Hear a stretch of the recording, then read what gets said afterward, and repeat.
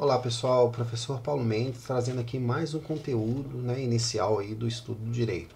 Dessa vez para falar aí um pouco de liberalismo, marxismo, das escolas clássicas do direito e dos paradigmas, né, dos paradigmas de Estado, né, de direito. Bom, a princípio entender que o sistema jurídico é forma de funcionar do direito, né, e a gente hoje trabalha no mundo ocidental com o civil law e common law, né, direito constitucionário e direito, né, do sistema, o direito constitucionário fazendo frente aí ao sistema positivista, né, do civil law, o direito que predomina a norma positiva, a norma, né, imposta pelo Estado.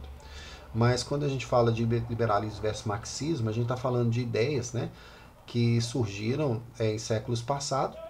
O liberalismo tem lá a sua gênese na Revolução Francesa e o marxismo no pós-Revolução Industrial.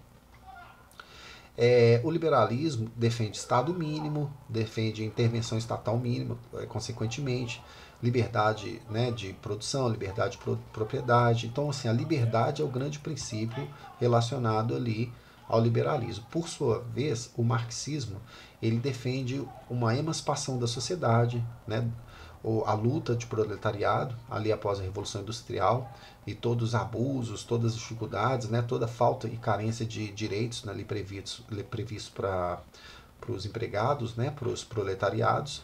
Então uma corrente, né, ideológica de insurreição, né, de que o povo deve se revoltar mesmo, né, e contra esse meio de dominação, né, essencialmente burguês, né. Ou seja, é uma oposição muito forte ao liberalismo. Então ele ganha muito espaço em universidades, ganha muitos espaços em diversos países do mundo, chega a ter 2/3, né, de todas as terras do mundo, assim, sobre a influência do socialismo, mas sucumbe tão grandemente também, porque as experiências socialistas elas tiveram eivadas de corrupção, de grandes escândalos, de opressão, né, de dominação, de abusos, né, de autoridade. Então, assim, foram grandes os fracassos também. Apesar da grande adesão e de uma ideologia que cativante, né, até apaixonante, que promete muitas benesses, na prática isso não foi verificado. Então, assim, teve um grande fracasso, né, por trás disso, né, pela a própria atuação. São ideologias, né, que são também filosofias de vida, né, modos de pensar, mas que direcionaram os estados.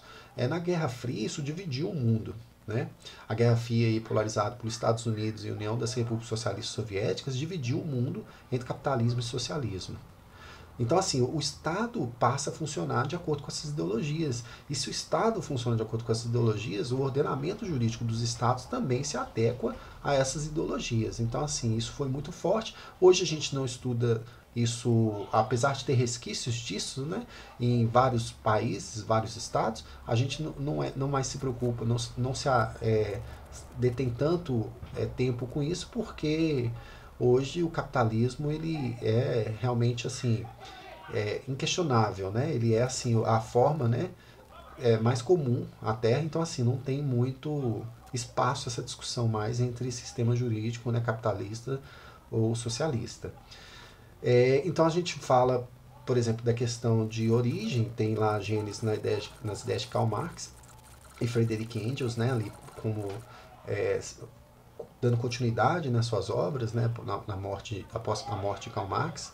E no liberalismo você já não tem uma mente, uma pessoa, né, identificada, mas você tem vários pensadores, então você não tem uma paternidade assim definida dos ideais do liberalismo. Mas você tem, sim, que é uma corrente que surge ali e fica forte com a Revolução Francesa e que foca no esforço, né, no mérito do esforço individual, no trabalho, né, no dinheiro e então assim no sucesso de quem merece, de quem corre atrás, né, e aí são ideias opostas nesse sentido, né?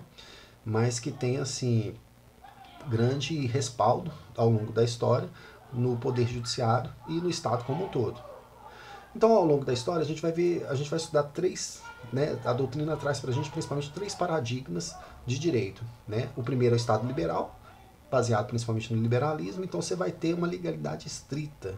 Já que você está querendo enxugar o Estado, você vai enxugar, você vai diminuir também o poder judiciário. Então o juiz, cabe a ele ser a boca da lei. ele vai ser o quê? Um mero, né, é,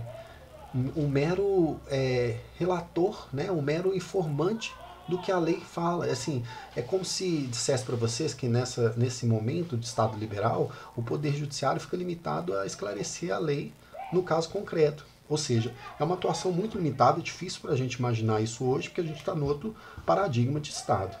A seguir, você tem o Estado social, um Estado mais interventor, né? Ali, por exemplo, depois da crise da Bolsa de Nova York, em 1929, ou o crack da Bolsa, né? A quebra da Bolsa, você tem uma atuação mais forte, mais pesada do Estado. O Estado intervindo na economia, o Estado efetivando direitos coletivos sociais. E é isso que você vê na atuação do Poder Judiciário.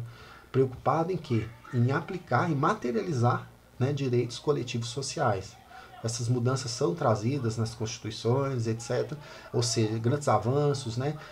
Mudança na legislação de todos os estados, né? No Brasil, o surgimento a CLT, né? O FGTS. Então, todas essas conquistas baseadas aí no Estado Social, o Estado de Bem-Estar Social.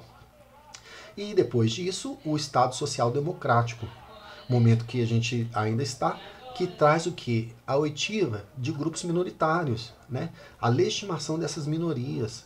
Ou seja, no Estado Social Democrático, com ênfase para essa expressão democrático, você começa a ter o que?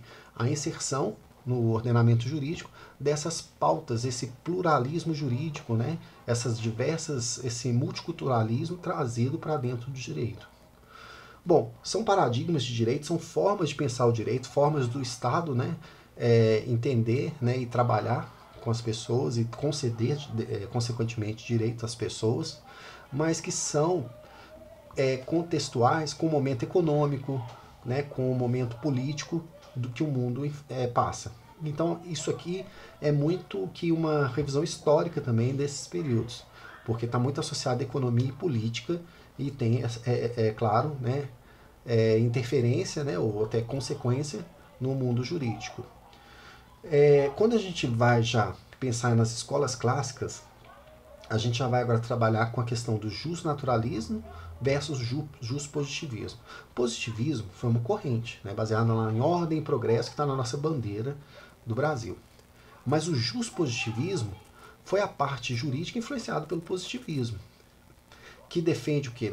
Quando o momento era um momento sobre a influência ainda do iluminismo, né, que defende a racionalidade, a ideia das luzes, né, você vai trabalhar a questão de combater, né, qualquer aspecto metafísico do direito, né?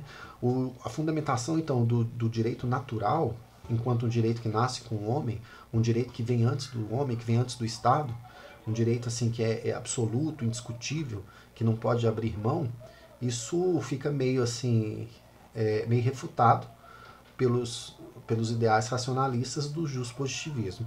Então também são duas correntes antagônicas, todas duas têm boas justificativas, todas duas são muito fortes, são as escolas clássicas, né, do direito, são assim esses pensamentos que se opõem. Na famosa obra lá, O Caso dos Exploradores de Caverna, né, que você tem um estudo de um caso que as pessoas ficam presas numa caverna, né, e fazem um sorteio e uma pessoa acaba sendo assassinada para servir de alimento, né? E você tem a discussão ali, e o mais importante, né? Não é que é o mais importante, não é que é o mais interessante, mas o mais importante para a ciência jurídica é a discussão que se dá ali entre os juízes, né, sobre esse julgado, porque um tem uma vertente justnaturalista, o outro tem uma vertente bem justpositivista. Então, o embasamento, né, o que fundamenta os posicionamentos de um juiz são bem da ordem assim, do direito natural, né?